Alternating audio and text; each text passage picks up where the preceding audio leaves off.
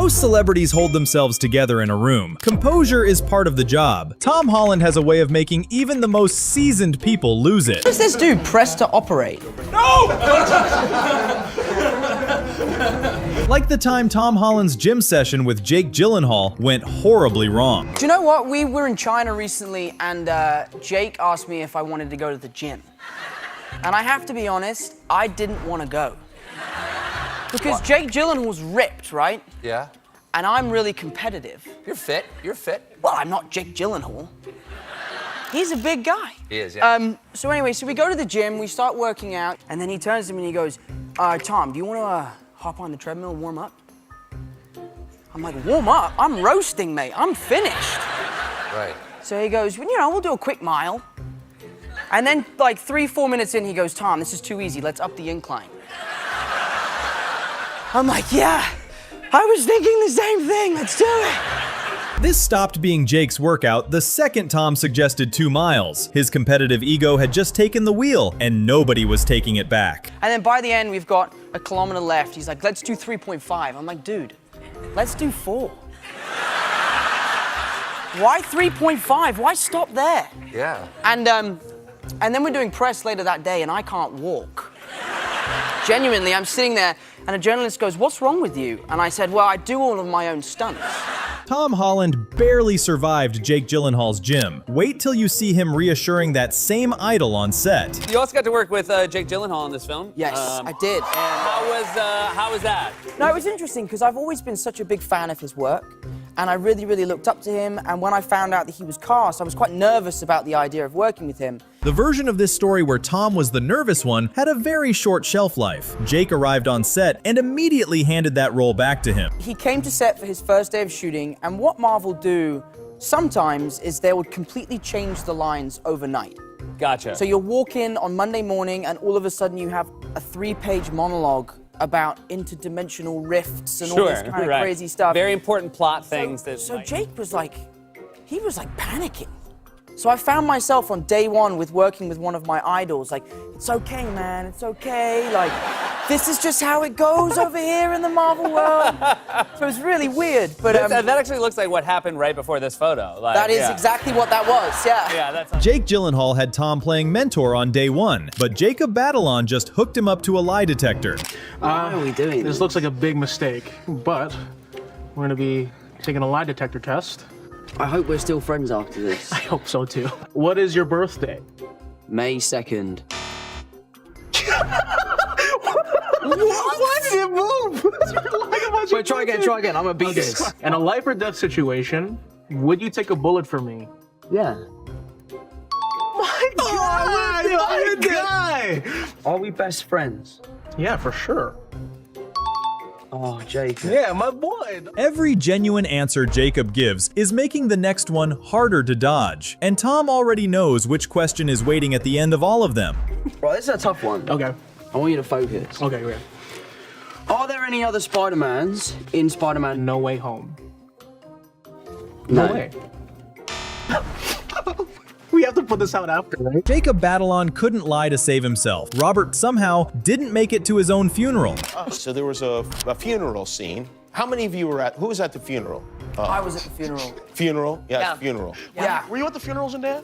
No. No. Zendaya was not. We weren't invited, no. Jake was not at the funeral. No. Jake, This is how bad it is for me. I was told it was a wedding.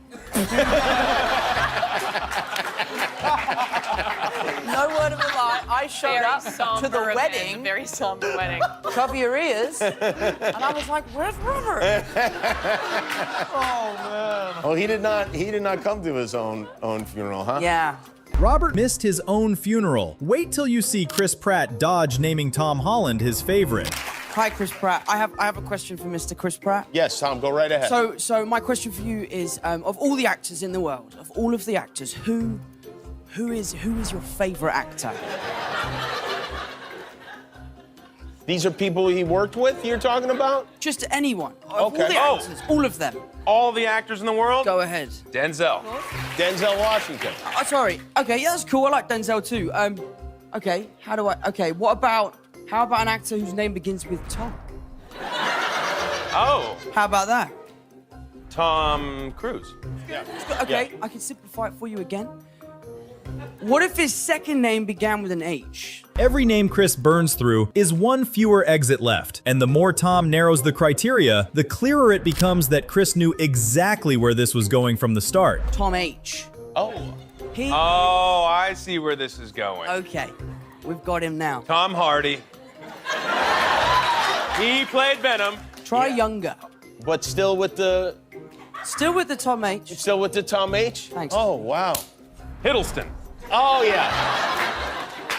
Chris Pratt couldn't find his favorite Tom. Harry Holland has been finding him his whole life. So now you mentioned your brother. Is your Yes. brother here with you tonight? He's backstage. Yeah, he's here. He's I met your always brother here. last time he Yes, was you here. did. Yeah. And I'm curious, as you know, I'm always curious, as what the brother, because he works for you. Well, I really work for him, if I'm honest. we just set up. We're trying to set up a company, a production company together, and we've been writing a script together. Okay. And I work for him. He works with you, is that fair to say? No, I work for him. You work for him? If Harry wasn't in my life, I wouldn't have made it here tonight. Why do you say that? Well, no, because I'm just stupid, and he has to tell me where to go all the time. So he's your shepherd in a way. Yeah, essentially. Yeah. Did you have other brothers applying for the job? Did you interview him Well, for this? actually, my brother Sam is training to be a chef right now. Oh, he is? And on Spider-Man 2, the studio were like, would you like a chef? I was like, yeah, but I'll find my own one. The joke about being stupid is doing real work. By the time Tom finishes listing the ways he needs his family, he's also described the full operation he's built around himself. We're writing a script, and it starts with like 20 minutes of arguing, then like 10 minutes of productive work, and then we won't speak for 2 days. Tom needs Harry Holland just to get through the day, but Zendaya's the one literally stopping him from falling. I heard you talking somewhere, Zendaya, how your height difference makes those stunts more complicated. Thank you, Graham. That is a good story. It's a good story. Well, you see, there's a particular stunt. I don't know if it's in this, but there's a, Spider-Man swings us on top of a bridge, and he places me there. We eventually jump off of that. I was Great. screaming. Yeah. He's supposed to gently, rest MJ on the bridge and walk away from her. Because of our height difference. Looking credible on that bridge was always the priority. The height difference made that Zendaya's problem to solve, not Tom's. Obviously, if we're on the same Yeah, 'cause point, we were attached, weren't we were we? attached. I would land before him. My feet obviously hit the ground before he does. So, what would happen? So Zendaya would land, and I'm the superhero. I'm supposed to look cool. And she would land, and then I would sort of land like this, and my feet would swing from underneath me, and then she would catch me. Zendaya kept Tom from falling on set, though keeping a secret was always going to be a different battle. Who among you is least trustworthy when it comes to the secrets? Even the audience. Even they know. Tom, You know did what's you funny? tell them what happens before? So the end of the movie. No, I don't know. No, the funny thing is, I'd heard the rumor about the fake script stuff. What the rest of the room understood, the moment Tom started explaining why he didn't read the script, was that he'd already given them everything they needed to know. And I was reading what I thought was a fake script because it was like Spider-Man's in space. So I didn't finish it, but I found out it was real. Okay. I don't even know how to react to what Tom just said there. I mean, I really don't. What did I just say? You said Spider-Man's in space. Oh, that thing. Right, yeah. It's really Yeah. awesome. It's like Men in Black. Every 20 seconds, we just wipe it. Tom Holland couldn't keep a Marvel secret on camera. Wait till you see what he talked Harry into on set. In the Spider-Man suit, because the thing is so tight, the zip sometimes gets stuck, and we have a bottle of lube that we squirt on the zips to get it open and stuff. We're on set, and Mitch Bell is there. Mitch Bell is one of our big Marvel producers. He's in charge of the money, so a COVID shutdown for him is a very serious thing, and he's taking it very seriously.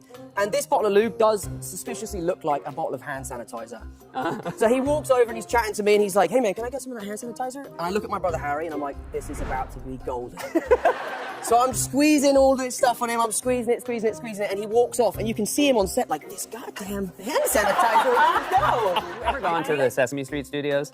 I have not. Because the one thing they tell you is, like, you cannot take any photos of, like, the Muppets, like, at rest. Right, Of course. Tom already knows the Muppet analogy is a gift. The image of Spider-Man half in a suit, having completely given up, is the exact picture his PR team doesn't know exists. Because it would be too terrifying for children. Sitting there with a beer, like smoking a cigarette. Or just like, it's just like, you know, like Right. Just a dead Muppet. Yeah, I feel like the same about, like, I would never want to see a photo of, like, Spider-Man half in and out of his suit, just having given up. It's not attractive.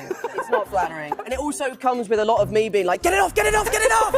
I've got like the neck stuck over my mouth, I'm suffocating, director's giving me notes. It's a tough time. Harry Holland watched Tom prank the whole set with lube. Robert Downey Jr. didn't even get a proper introduction. So I was in Atlanta for my first screen test. They told us 25 minutes before that Robert was going to come along and do the audition. Literally on cue, a helicopter like flew down and Robert got out and came for his audition. And I was like, one day. Yeah, I was gonna say. One day. Every nervous word Tom burned through with Glenn was one fewer he had to manage with the real Robert. The stunt double accidentally neutralized the most intimidating first impression of his career. But yeah, so I go into this room to do the audition and I see Robert Downey Jr. I go up to him, I shake his hand, nice to meet you, and I'm starting to panic, right? I'm like, oh my God, it's Robert Downey Jr. And I'm looking at him in the face, sort of going, there's something different about you in person. Do they do something to your face on camera? Like, you don't look the same. And then Robert then walked in. And I realized I've been talking to his stunt double the whole time. So I got my like nervous, jittery stuff out of the way with Glenn and then met Robert afterwards. Oh my God. Tom kept it together meeting Robert Downey Jr. The Star Wars audition John Boyega won is where he fell apart. Is it true that you blew a Star Wars audition because you couldn't contain your laughter reading lines opposite someone pretending to be a droid? Yeah, that's very true. I don't think that's the reason why I didn't get the role. I think John Boyega was just better for the role than me. But I just remember thinking, there's no way this lady's gonna read the robot's lines opposite me just because. And then this lady, bless her, would sit there with full commitment. The reader's commitment wasn't the problem. Tom's assumption she wouldn't fully commit is what made his composure impossible to hold once she did. And she just was like, and I just remember thinking, the first time she did it, I went, oh, that's funny. Oh, wow. All right, brilliant. We'll do it again. Sorry. Did the line again. I remember sort of saying, like, you're not actually going to do that, right? And she was like, well, yeah, the robot's part of the scene. Tom lost the Star Wars role to John Boyega. Now watch Tom react to something completely unexpected. I gotta ask you if you've seen this deep fake video of you and Robert Downey Jr. This is more serious than I thought. Apparently your mother is amorously infatuated with you instead of your father. Whoa, wait a minute. Doc, are you trying to tell me that my mother has got the hots for me? Precisely. What were your thoughts? What was the initial reaction to that? Sending that deepfake straight to Robert with, "When do we start shooting?" gave the game away. The stolen face outrage was the bit. The pitch meeting was the actual point. Yes, no? Reaction was someone stole my face. Immediately I was like, I should call my lawyer because that's definitely illegal. This feels like copyright infringement on your face, Tom. Not gonna lie. But it's pretty amazing. I sent it to Robert and was like, so when do we start shooting? So they might not make the movie again, but will you make my day and just give me this line? Whoa, wait a minute. Doc, are you trying to tell me my mother has got the hots for me? You are a gem. Robert Downey Jr. got a movie pitch. Wait till you see Chris Pratt get humbled on a golf course. All right, we gotta talk brothers, right? So you guys are both very famous, millions of fans, but what is the one way that your brothers can always put you in your place? On the golf course. Oh. Every competitive detail about Harry's broken driver is making what comes next harder to dismiss. The scorecard is just how Tom gets himself to the genuine answer. There's no gimmies when we play golf. Okay. Albeit I have beaten my brother Harry the last 5 times we've played. You're just throwing that in there. So great. I just want him know. to see this and cry at home. The last time we played, he broke his driver. Out of anger? Yeah. Yeah. And all that sort of stuff. And my brothers are so sort of far removed from that world that when I go home, I want to be more like them than they want to be like me. Chris Pratt kept Tom off the favorites list. Ryan Reynolds kept him off the wagon. Getting things done, is it at all productive? I mean, it's been a little bit productive. I mean, Harry and I have been working on the script that we've been writing together, so we've done some really good work on that. We've sent that out yesterday to the first bunch of producers, which is actually more nerve-wracking than anything I've ever done in my career. because I'm worried that they're going to actually find out that I'm really stupid and I can't spell anything. Everyone listening just caught the thing Tom slipped in between the jokes. A script submission made him more nervous than any Marvel set he's ever walked onto. And like I said, drinking a lot. I actually said this weekend that I was going to stop drinking for a week. I was going to have a week off. And then literally Monday morning, I've got my own prop. Ryan Reynolds sent me a case of gin. Oh, really? So as I literally was like, this morning, I'm not drinking the whole week. I'm not drinking at all. And then literally the doorbell rang and there was a case of gin from lovely Ryan's. Ryan Reynolds derailed Tom's sobriety. Wait till you see Joe Russo copying his pantsless press look. I hear that you've gotten very comfortable doing virtual press. If you know. Yes. Well, maybe a little too. Maybe a little too comfortable. I want to show you something. You posted this photo recently of your virtual press look. It made me laugh. Let's have a look. Oh yeah. Yeah. It's only the waist up, man. I thought that was rad. And then Joe Russo, who the Russo brothers. Tom recognizing that Joe Russo showed up to press in the same look means the director handed him the joke, and the leg comparison is just Tom deciding how far to take it. It was directed you in The Avengers and your new film, Yes. Cherry, decided to copy your look. And we can take a look at that. The thing that kills me is Joe's actually got nicer legs than I do. He does. I looked Look at it at his too. legs. Does he shave his legs, you Look. think?